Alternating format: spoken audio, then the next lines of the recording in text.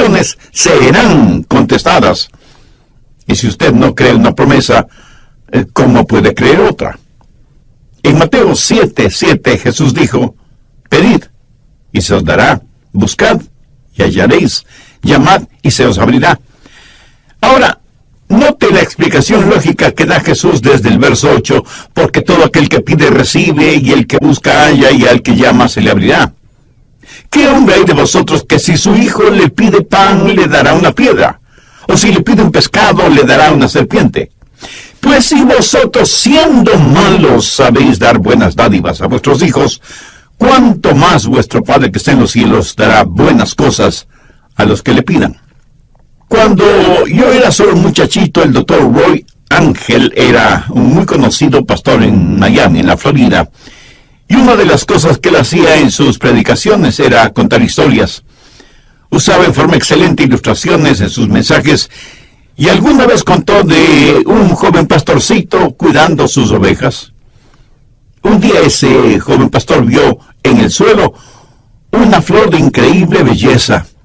Se arrodilló para mirar más de cerca esa flor, y le fascinó tanto que con sumo cuidado la sacó con raíz y todo del suelo, y poniéndose de pie y teniendo la flor en la palma de sus manos, la contempló más de cerca. Cuando así lo hizo, una montaña cercana pareció que se abrió por la misma mitad. Unas enormes puertas se abrieron de par en par en la montaña, y los brillantes rayos del sol iluminaron toda clase de tesoros en esa montaña abierta.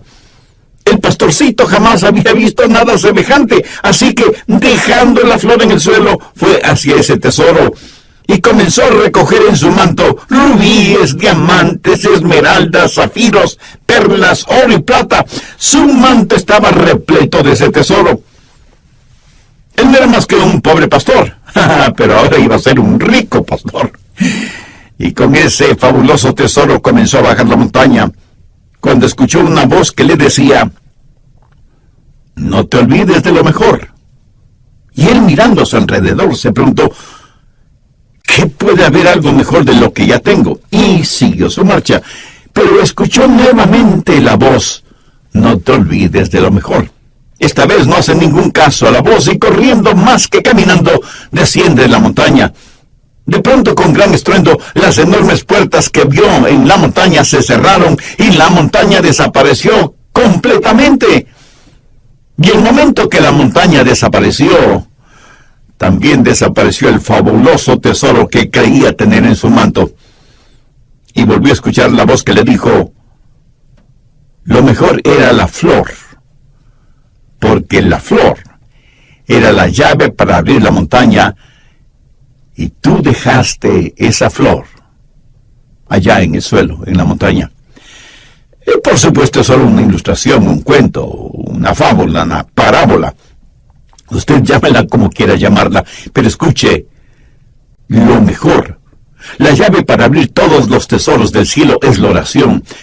No se olvide de lo mejor. Jesús dijo: pedid y se os dará; buscad y hallaréis; llamad y se os abrirá.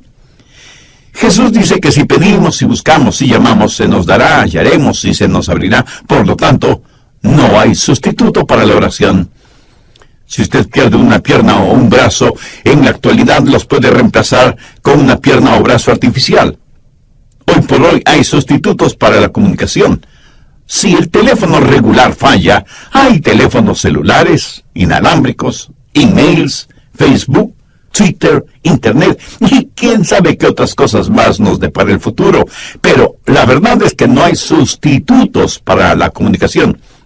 Y ya no es cosa de ciencia ficción que un día de estos los clones sustituirán a los seres humanos. Y sin embargo no hay sustituto para la oración. Ni la elocuencia, ni el intelecto, ni la energía, ni el entusiasmo, ni las buenas intenciones son reemplazo para la oración. Yo creo que el más grande recurso del mundo aún no utilizado es la oración. Se estudia para ver cómo se puede aprovechar la tremenda energía que hay en los relámpagos o en las inmensas olas del océano, o cómo aprovechar más eficientemente la energía solar. Pero la más grande fuente de energía, aún totalmente desconocida por los seres humanos, es la oración ferviente. y somos unos necios que estamos ignorando esa energía. ¿Por qué la pobreza de muchos cristianos? ¿Por qué la falta de poder en la vida de muchos creyentes? Una sola respuesta: vidas sin oración. Si algún fracaso tenemos en nuestra vida, es el fracaso en nuestra vida de oración. No tendríamos pecados en nuestras vidas que la oración ferviente no hubiera podido ayudar a evitarlos. No hay ninguna necesidad mayor en nuestra vida que desarrollar una vida de oración. Y alguien seguramente me preguntará: pastor, ¿por qué Dios quiere que oremos? Usted mismo ya nos ha enseñado que el Padre conoce todas nuestras necesidades, aún antes de que nosotros las mencionemos. ¿Por qué pedirle a Dios que haga lo que Él ya ha determinado hacer? Mi amigo, esas son muy buenas preguntas. ¿Por qué? ¿Por qué debemos orar? Escúcheme, cuando oramos, no oramos para informarle a Dios de ciertas cosas. Él las sabe. Tampoco oramos para darle instrucciones a Dios. Cuando oramos, estamos invitando a Dios a conversar con nosotros. ¿Qué quiero decir con esto? Verá, Dios quiere hacer realidad ciertas cosas en nosotros.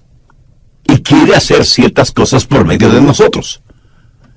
Y quiere hacer esas cosas si es que nosotros se las pedimos en oración. ¿Por qué Dios nos pide que oremos? Primero, por un factor de compañerismo. Juan 15:7. Si permanecéis en mí y mis palabras permanecen en vosotros, pedid todo lo que queréis y os será hecho. ¿Qué es lo que Dios quiere que hagamos? ¿Dios simplemente quiere darnos cosas? ¿O quiere Dios tener comunión, compañerismo con nosotros? Dios quiere que tengamos comunión con Él. Por lo tanto, Dios dice que oremos porque por medio de la oración permanecemos en Él y Él en nosotros. Dios puede estar sin nosotros, pero nosotros no podemos estar sin Dios. Cuando usted ora y Dios contesta, usted habita en Él y Él en usted. Somos colaboradores de Dios. Pablo en 2 de Corintios 6:1 dice: así pues nosotros como colaboradores suyos. ¿Lo ve? Hay este factor de la comunión, del compañerismo, de la amistad. Segundo, el factor del desarrollo. No hay nada que pueda ayudarle a crecer como cristiano que la oración. Cuando permanece en el Señor Jesucristo y Él permanece en usted, crecerá espiritualmente en la misma proporción que la que ora. ¿Alguna vez se ha preguntado por qué Dios no contesta sus oraciones inmediatamente? Sencillamente porque Él quiere que usted crezca un poquito más cada día. José es un joven que está tratando de tener una cita con Rosita, así que le invita para que salgan juntos. Ella lo mira unos instantes y piensa: no tiene buenos modales, no es gentil, tiene mal aliento, no se viste adecuadamente, tiene las uñas sucias y sus zapatos están viejos y sucios. Así que Rosita le dice a José: no puedo salir contigo, estoy muy ocupada. Y entonces él piensa: ¿por qué no querrás salir conmigo? ¿Qué puedo hacer? Más tarde le pregunta a un buen amigo suyo: Raúl, quise tener una cita con Rosita, pero ella prácticamente me rechazó. ¿Tienes tú una idea de por qué? Y Raúl, como buen amigo, le dice: ¿y quieres que sea completamente honesto con mi respuesta? Por supuesto que sí. Y Raúl, después de respirar profundamente, le dice: mira, José, tienes mal aliento. ¿Cómo que yo tengo mal aliento? No puede ser. José, estoy siendo honesto contigo. Y José va y compra un agradable enjuague bucal, usa una pasta dentífrica que refresca el aliento, y después de algunos días vuelve a invitar a Rosita. Y Rosita vuelve a decirle que no. Otra vez va a consultar con Raúl, y Raúl le dice: pero mira la manera en que estás vestido. No tienes un espejo. Tu camisa está más que sucia, hueles muy mal, parece que no usas nada contra el mal olor de tus axilas. Y mira tus zapatos, más horribles no pueden ser. Después de un par de semanas, José va nuevamente donde Rosita, pero luce diferente. Su ropa está limpia, está bien afeitado y masculinamente peinado. De su cuerpo se desprende un suave olor, como brisa marina.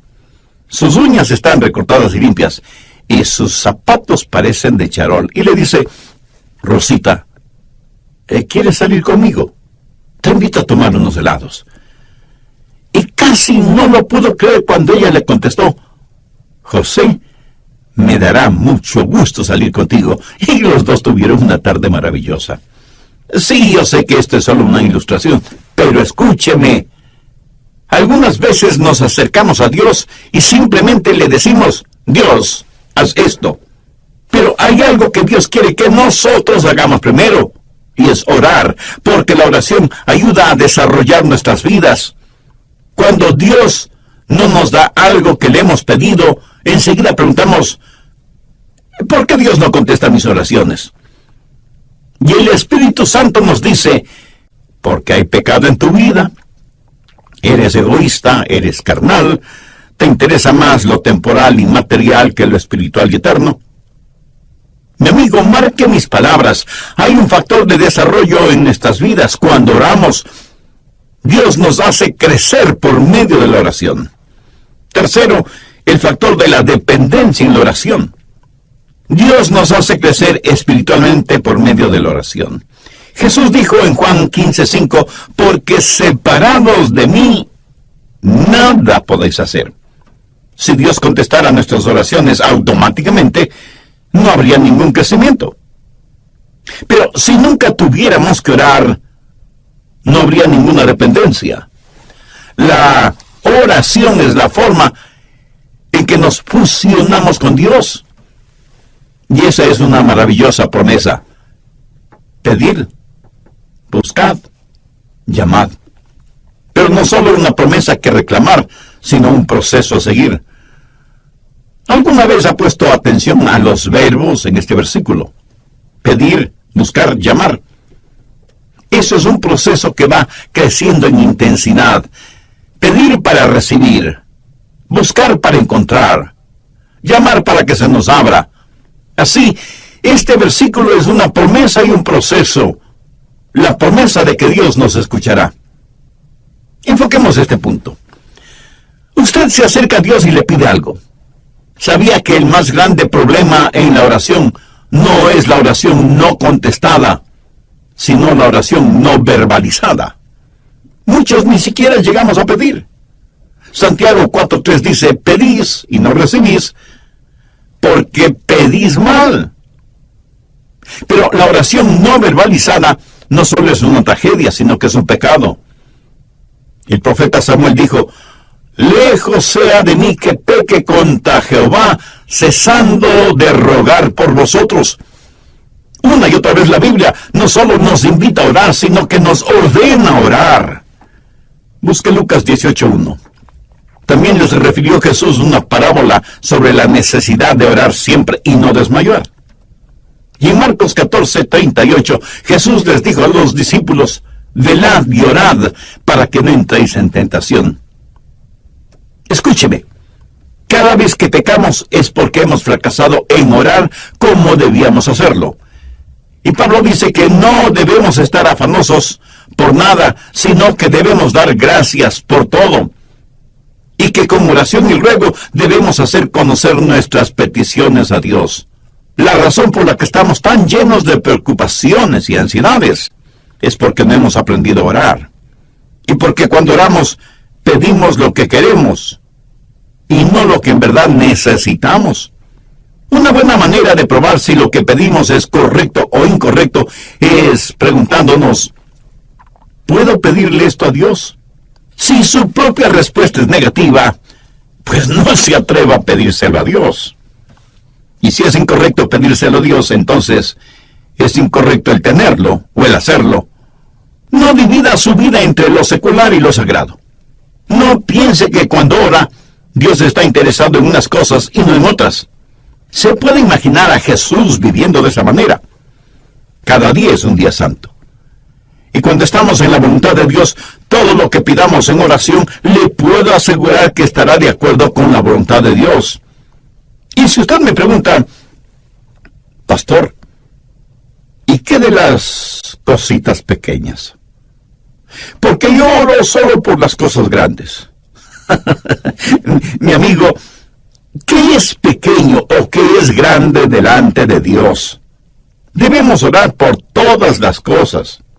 Sí, ore por la salud de su cónyuge o sus hijos, ore por su trabajo o su negocio, pero ore también por el fin de semana o las vacaciones con su familia. Pastor, ¿qué si es que quiero las cosas equivocadas? ¿Debo orar por eso? Por supuesto que sí. Pero ore para que Dios le quite ese deseo que tiene por las cosas equivocadas. Dios no le contestará a menos que usted le pida. Y eso significa que usted expresa un deseo. Pero cuando usted busca, eso es una experiencia descubierta. Verá, muchas veces pedimos las cosas equivocadas. Muchas veces no estamos en posición de pedir nada. Muchas veces las cosas por las que pedimos son totalmente desconocidas para nosotros. Así que la oración verdadera está eslabonada con la búsqueda. Y el propósito, la voluntad de Dios, pudiera ser que necesitamos buscar. Un día una señora me llamó y me dijo, pastor, necesito que venga a mi casa. Tengo necesidad de que ore conmigo por algo muy importante. Así que fui a su casa y ella me dijo, pastor, mi hijo es un borracho y a su esposa, mi nuera, le diagnosticaron cáncer. Le he pedido a mi hijo que venga para que usted ore por nosotros. Y ahí estábamos los tres, el hijo, la madre y yo, el pastor. Nos arrodillamos para orar. Ella oró, yo oré. Y el hijo, un hombre de tal vez unos 35 años, me dijo, pastor, usted me está orando. Yo pensé que había orado en voz muy baja, y por eso él no me había escuchado. Volví a orar, elevando el tono de mi voz, y sin embargo, él me dijo, pastor, por favor, ore. Y eso me incomodó en cierta forma, pero oré un poco más. Cuando abrí los ojos, la mamá ya no estaba con nosotros. Solamente estábamos él y yo. De pronto escuché ruidos en otro cuarto, y fui hasta allá, y encontré a la mamá de él totalmente extendida en el suelo con los brazos en cruz, orando intensamente, y escuché su oración. Era como si ella en su oración estuviera abriendo las puertas del cielo, llegando hasta el trono de Dios, y ahí depositar la angustia de su corazón. Le escuché hacerle acuerdo a Dios de sus promesas, derramando su alma en favor de su hijo. Y me di cuenta de algo. Ese hombre durante su niñez y su juventud seguramente vio muchas veces orar a su madre de esa manera, orando intensamente, y por eso él me dijo, pastor, usted no está orando. Ese día aprendí una importante lección acerca de la oración, lo que significa acercarse al trono de Dios en oración. Y eso, mi amigo, no solo es una oración que pide, sino una oración que busca.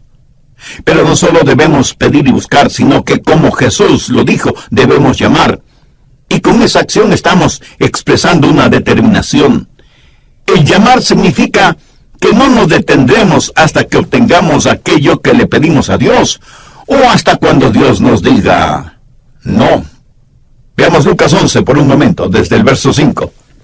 Les dijo también, ¿quién de vosotros que tenga un amigo va a él a medianoche y le dice, amigo, préstame 3 panes, porque un amigo mío ha venido a mí de viaje, y no tengo que ponerle delante?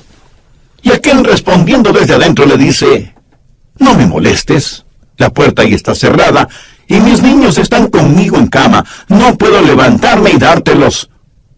Os digo que aunque no se levante a dárselos por ser su amigo, sin embargo por su importunidad se levantará, y le dará todo lo que necesite. Esa es la parábola. Ahora mire los versos 9 y 10. Y yo os digo, pedid, y se os dará, Buscad y hallaréis, llamad y se os abrirá, porque todo aquel que pide recibe, y el que busca halla, y al que llama se le abrirá. Ahora usted tiene que entender algo sobre esos tiempos bíblicos. Era totalmente, absolutamente impensable que un amigo viniera a su casa y usted no le brindara hospedaje y alimentación. La hospitalidad es algo sumamente valiosa en el Medio Oriente. Así que un amigo llega a casa de su amigo después de un largo viaje y le dice: Juan, ¿podrías darme albergue esta noche? Y el anfitrión le dice: qué gusto de verte, mi amigo. Por supuesto que puedes quedarte aquí. Siempre eres bienvenido. Pasa. Mi esposa te preparará algo para comer. Pero la esposa, en voz baja, le dice: pero no tenemos nada que ofrecerle para comer.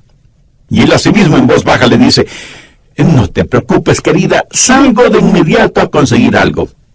Y va donde su buen vecino Pedro, aunque ya casi es la medianoche. Golpea varias veces la puerta de la casa de Pedro, hasta que finalmente una voz bastante malhumorada dice: ¿quién es y qué quiere? Pedro, soy Juan, y necesito que me prestes unos pocos panes. Por favor, no me molestes, ¿no sabes qué hora es? Pedro, necesito tu ayuda. Te digo que no me molestes. Ya estoy en la cama con mis hijos. Hagamos un paréntesis. Las casas en esos tiempos eran diferentes a nuestras casas en la actualidad. Por lo general, la parte de abajo, la que para nosotros sería el primer piso, era en verdad un establo. Por la noche ahí ponían a todos los animales para que el calor del cuerpo de todos esos animales abrigara la casa. Una especie de calefacción animal natural. Las familias vivían encima de ese establo y el espacio no era demasiado grande, por lo que todos dormían en un solo cuarto. Y cuando alguien se despertaba y se levantaba, pues despertaba todo el mundo. Y las cerraduras en esos tiempos eran muy complicadas. No era cuestión sencillamente de utilizar la llave. Había que bajar del segundo piso, despertando a todos, cruzar entre los animales, hacer un tremendo ruido quitando las seguridades de la cerradura. Así que para cualquiera no era fácil simplemente bajar y abrir la puerta. Pero Juan insistió e insistió hasta que Pedro, para que no le moleste más, le dio los panes que necesitaba. Lo hizo no necesariamente porque Juan era su buen amigo, sino porque Juan fue insistente. No aceptó un no como respuesta. Y de eso está hablando Jesús, de la persistencia en la oración.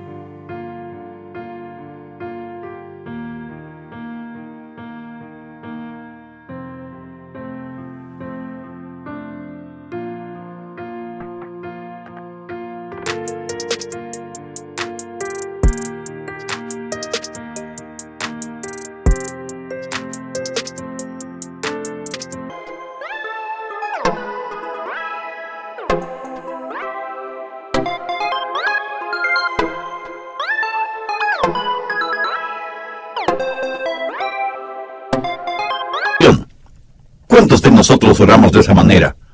Note que en este versículo los verbos están en tiempo presente, lo cual significa manténganse pidiendo, manténganse buscando, manténganse llamando.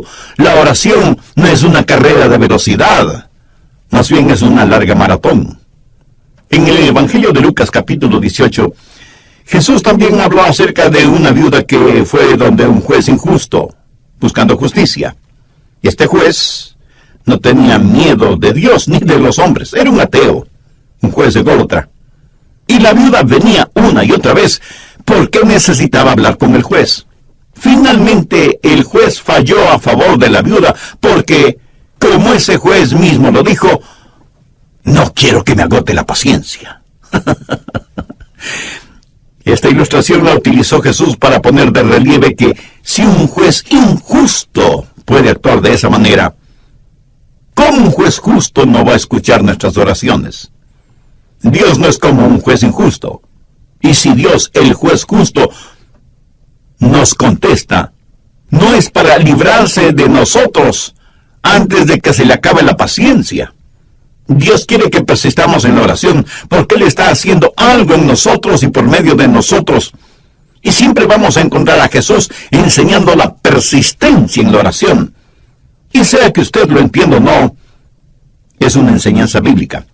Permítame también mencionar a la mujer sirofenicia que desde lo que es hoy el Líbano se acercó a Jesús para buscar ayuda para su hija que estaba poseída por un demonio. Es profundamente interesante la conversación de Jesús con esa mujer griega. Vayamos al capítulo 7 de Marcos, desde el verso 26. La mujer era griega y sirofenicia de nación, y le rogaba que echase fuera de su hija al demonio. Pero Jesús le dijo, deja primero que se sacien los hijos, porque no está bien tomar el pan de los hijos y echárselo a los perrillos. Respondió ella y le dijo, sí, Señor. Pero aún los perrillos debajo de la mesa comen de las migajas de los hijos. Entonces le dijo, por esta palabra, ve, el demonio ha salido de tu hija. Y cuando ella llegó a su casa, halló que el demonio había salido y a la hija acostada en la cama. Cuando Jesús usó la palabra perrillos, hacía referencia a perritos mascotas. Note que la mujer no se siente ofendida por eso, y más bien le dice a Jesús que aún los perrillos están felices de comer las migajas de pan que caen de la mesa. En el original, ella no usa la misma palabra que Jesús utilizó para perrillos. Ella usó una palabra que describe a un perro callejero, flaco y sarnoso. Por eso Jesús se sintió conmovido y le otorgó a la mujer lo que le había pedido. Durante las horas finales de su pasión, Jesús oró a su Padre varias veces. Jesús, el Hijo de Dios, prevaleció en la oración.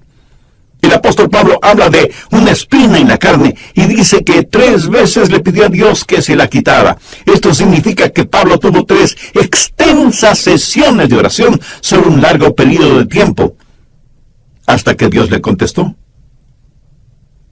Pero Dios no le contestó como Pablo se lo pidió, sino como Dios quiso contestarle. Elías oró por lluvia, y estando en el monte Carmelo, envió a su criado a ver si descubría alguna nubecita en el cielo. Nada. 6 veces dio la orden y 6 veces la misma respuesta. Nada. Pero a la 7ª vez el criado vio una nubecita del tamaño del puño de un hombre. Esto es una ilustración de la oración persistente de Elías, quien, juntamente con su criado, comenzó a caminar porque ya se escuchaba el sonido de una abundante lluvia. Ahora, ¿cómo saber cuándo pedir o cuándo dejar de pedir? ¿Cuándo buscar y dejar de hacerlo? ¿Cuándo llamar y dejar de hacerlo? Al respecto, permítame mencionar 3 pasos. Se detiene cuando Dios le da lo que usted ha pedido. A veces las respuestas de Dios son directas, otras veces son diferentes. Algunas veces Dios demora sus respuestas, otras veces simplemente las niega. ¿Pero cómo saberlo? Bueno, si Dios le otorga lo que usted ha pedido, ya no hay que seguir pidiendo, ¿no le parece? Pero algunas veces usted ora por algo, y aunque no lo tiene en sus manos, lo tiene en su corazón. Quiero decir, algunas veces Dios le dirá, ya lo tienes. Y usted tiene la seguridad de que lo que ha pedido Dios ahora ya se lo ha dado, y usted comienza a alabarle por eso. Y debemos reconocerlo. Algunas veces Dios dice, no. Entonces usted simplemente deja de pedir. Y aunque Dios le haya dicho, no, agradézcale. Porque Dios nos da solo cosas buenas. Y si no nos da algo que le hemos pedido, es porque seguramente eso no será bueno para nosotros. Pero usted se mantiene pidiendo hasta que Dios le diga sí o...